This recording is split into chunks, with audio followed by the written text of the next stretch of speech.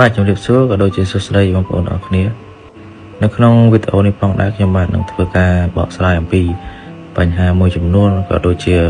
បងប្អូនបានឃើញនៅក្នុងវីដេអូខ្ញុំប្រហែលវីដេអូមុនអញ្ចឹងគឺកាលពីថ្ងៃទី11 12ក្រុមដំណើរកម្សាន្តរបស់ពួកខ្ញុំបានធ្វើដំណើរកម្សាន្តទៅកាន់រមណីយដ្ឋានមួយកន្លែង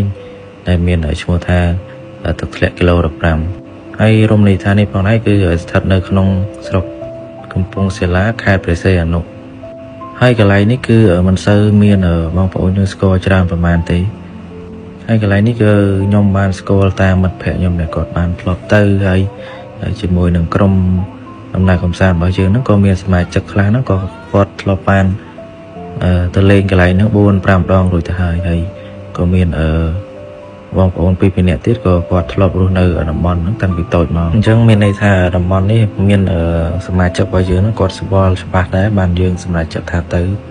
ហើយមុននឹងទៅហ្នឹងក៏ពួកយើងបានកក់ខ្លែងកក់ម្ហូបម្ចាស់កន្លែងហ្នឹងតាំងពីមុនខែមុន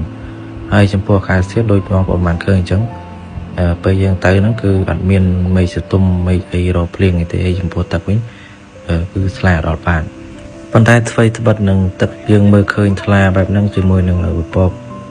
មេឃអាកាសធាតុល្អបែបហ្នឹងក៏មុននឹងមកហ្នឹងក៏ពួកយើងបានសាកសួរព័ត៌មានពីចាស់តំបន់ខ្លះៗដែរតាក់ទងជាមួយរដូវហ្នឹងបងប្អូននឹងស្រាប់គឺរដូវភ្លៀងហើយពួកយើងក៏បានទទួលសារពីខាងក្រសួងឧតុនិយមដែរ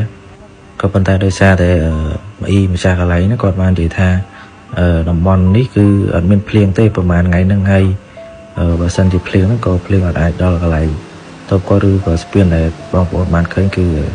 កន្លែងពួកខ្ញុំឆ្លងមកហ្នឹងអញ្ចឹងស្ថិតនៅក្នុងពេលដែលពួកយើងមកដល់ហ្នឹងយើងក៏បានសាកសួរព័ត៌មានថែមទៀតចំពោះបញ្ហាកម្រិតកម្ពស់ទឹកបញ្ហាទឹកស្រកអស់ប្រមាណឡើងប្រមាណជារៀងរាល់ឆ្នាំអីចេះមុនចេះពីចឹងទៅហើយពួកយើងក៏បានរៀបចំគ្នារកកន្លែងបោះតង់ទីទួលសុវត្ថិភាពដោយអ្នកខ្លះទៀតគាត់បោះនៅខាងលើអ្នកខ្លះទៀតគាត់បោះនៅខាងក្រោមហើយកន្លែងនេះពួកយើងក៏បានចងតបូលចងតង់ដើម្បីរៀបចំធ្វើមកផាននៅពេលល្ងាចបន្ទាប់ពីពួកយើងបានហូបមកអាហាររួចហើយហ្នឹងពួកយើងក៏បាននាំគ្នាទៅសួរម្ចាស់កន្លែងម្ដងទៀតដោយសារតែមានរលឹមធ្លាក់មកបន្តិចបន្តួចហើយបន្ទាប់ពីរលឹមធ្លាក់បន្តិចបន្តួចពួកយើងក៏បាននិយាយគ្នាចែកគ្នាពីនេះទៅនោះពីភាសាគ្នាពីរឿងផ្សេង